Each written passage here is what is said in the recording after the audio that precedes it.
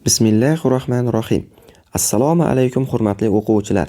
Bugun sizlar bilan Ustoz ko'makchi metodik markazi tomonidan ishlab chiqilgan 4 qismdan iborat 2-sinf matematika kitobining 2-qismidan 16-mavzu 31-darsimizni boshlaymiz.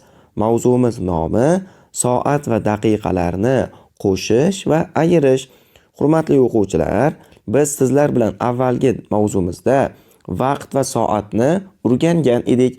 Bugun esa soat va daqiqalarni qo'shish va ayirishni o'rganamiz.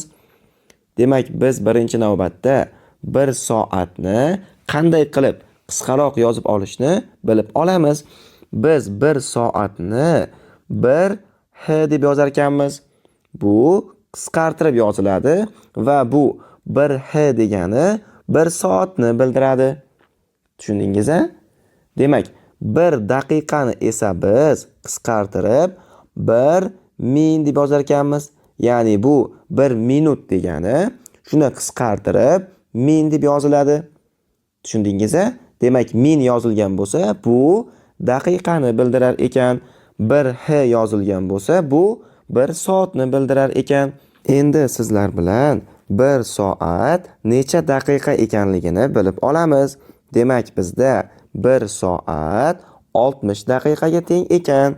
Biz buni qisqaroq qilib qanday yozsak bo'ladi?